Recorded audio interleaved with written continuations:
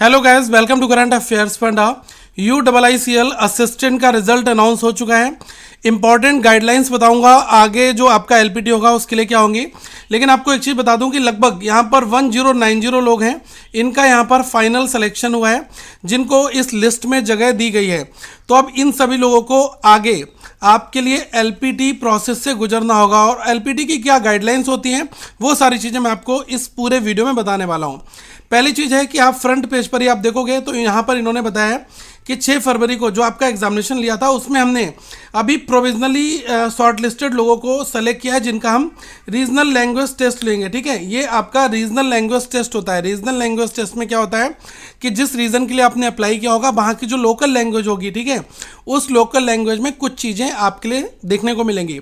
अब इनके पेपर में क्या क्या चीज़ें होती हैं, देखो कई बार क्या होता है कि एक आपको ऐसा पेपर दे दिया जाएगा जो वहाँ की लोकल लैंग्वेज में होगा, उसमें एक पैसेज दिया होगा, उस पैसेज को रीड करोगे और फिर आप आंसर्स को टिक कर दोगे। ठीक है, तो इसका सीधा सीधा मतलब ये होता है कि आपको वो चीज़ समझ में आ रही है। ठीक है, रीडिंग जो आपने की है उस पैसेज को अंडरस्टैंड करने की वो चीज़ आपको आती है। देखो कई बार क्या होता है कि जो आजकल असिस्टेंट लेवल की या फिर क्लरिकल लेवल की जो जॉब्स हैं, इन सभी में मैंडेटरी कर दिया गया है कि आपको वहाँ की लोकल कस्टमर से डील करना है, तो आपको वहाँ की लोकल लैंग्वेज भी आनी चाहिए।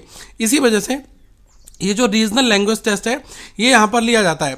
अब यहाँ पर इन्होंने कुछ इसकी गाइडलाइंस बना रखी है कि पहला पॉइंट में इन्होंने यहाँ पर मेंशन कर रखा है कि किसी भी केस में अगर कोई भी कैंडिडेट रिपोर्ट नहीं करता है रीजनल लैंग्वेज टेस्ट के लिए, तो हम ये मानेंगे कि वो इंटरेस्टेड नहीं है इस पूरे रिक्रूटमेंट एक्सरसाइज के लिए, और उसका जो कैंडिडेचर है उसको यहाँ पर ऑटोमेटिकली कैंसिल कर दिया जाएगा विदाउट एनी रिकंसिडरेशन। कोई भी दोबारा से रिकंसिडरेशन नहीं होगा, और इसके लिए वो कोई आपको चिट्ठी, कोई कम्युनिकेशन भी जारी नहीं करेंगे। और आपके लिए ये मानकर चलें कि अगर जैसे आप गुजरात रीजन से हैं तो आपको वहाँ की गुजराती लैंग्वेज में हो सकता है कि आपसे वो कम्युनिकेट कर लें, डिस्कशन कर लें किसी टॉपिक के ऊपर। ठीक है, आपसे सवाल जवाब कर सकते हैं, पूछ सकते हैं, कम्युनिकेट कर सकते हैं, बातचीत कर सकते हैं। उस पर भी आपको एलपीटी जो आपका रीजनल लैंग्वेज टेस्ट होगा उसमें वो पास कर देंगे। दूसरी चीज़ क्या है कि वो रिटन कम्युनिकेशन देख सकते हैं। ठीक है, तीसरी चीज़ क्या है कि आपसे कोई न्यूज़पेपर दे सकते हैं और कहेंगे भाई साहब इसको पढ़कर दिखा दो। ठीक है, तो ये सब बेसिक क्राइटेरियाज हैं जो एलपीटी में परफॉर्म यहाँ पर होते हैं, और ये पहले भी परफॉर्म हुए हैं।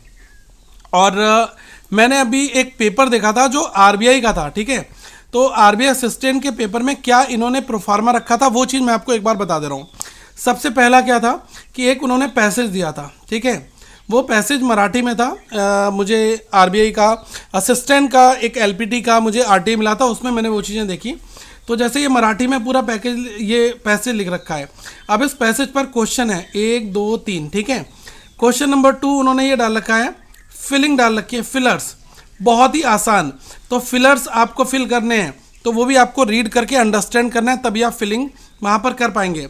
क्वेश्चन 3 था, वहाँ पर उन्होंने थोड़ा सा अपोजिट वर्ड्स पूछ लिए थे, जैसे कि दिन है, दिन का क्या होगा, रात होगी हिंदी में अगर मैं बात करूँ। तो इसी चीज़ को वो मराठी में लिख देंगे, इसको आपको मराठी में चूज़ करना होगा। तो बहुत ही सिंपल, वेरी वेरी सिंपल, मैं कहूँगा वेरी सिंपल पेपर आता है, लेकिन आपको लैंग्वेज में प्रोफिशिएंसी तो होनी ही चाहिए। ठीक है, यहाँ पर वो आपकी रीजनिंग मैथ्स चेक नहीं करना चाह रहे हैं, वो केवल ये चेक करना चाहेंगे कि क्या आपको इस लैंग्वेज में बेसिक जो स्ट्रक्चर है वो आपको यहाँ पर आता है या नहीं आता है। ठीक है, तो ये चीज़ें गाइस आपकी यहाँ पर रहती हैं। और यही मैं कहूँगा कि अभी जो भी आप किसी एप्लीकेशन से उस प्रॉपर पार्टिकुलर लैंग्वेज को पढ़ रहे हो तो आप थोड़ा सा प्रैक्टिकल अप्रोच भी कर लेना। ठीक है, रीडिंग हैबिट्स आपकी अच्छी होनी चाहिए। और इसमें रोल नंबर तो आई थिंक आप सभी ने देख लिया होगा अपना। मैंने जैसा कि इस पूरे को एनालाइज किया है तो मुझे ऐसा लगा कि अगर आप इसमें रो कॉलम्स देखोगे तो मेरे हिसाब से लगभग 61/4 इतने कैंडिडेट्स जो हैं वो पहले पेज पर हैं। ठीक है, उसके बाद जो लास्ट वाला पेज है उस पर केवल 61/2 हैं। तो आप इस तरीके से पेजेस की कैलकुलेशन कर सकते हो। और मैंने यहाँ पर जो आंकड़ा लगाया 1080 90 मतलब 1100 के आसपास में यहाँ पर प्रोविजनल अलॉटमेंट हुआ है। तो ऐसे पेजेस कितने हैं, 1 2 3 एंड 4, तो 4 तो कंप्लीट पेजेस हैं।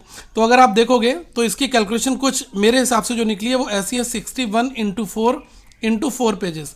तो यहाँ से हमें इतना आंकड़ा मिल गया, प्लस 61/2। अगर आप इन दोनों को जोड़ दोगे तो आपको पता लगा कि लगभग 1100 के आसपास में जो है नंबर्स 1000 से लेकर 1100 के बीच में ये नंबर्स आपका निकल कर यहाँ पर आएगा। ठीक है, तो ये है यहाँ पर। और बाकी आपके जो भी सवाल हैं वो आप कमेंट सेक्शन में ज़रूर पूछ सकते हैं।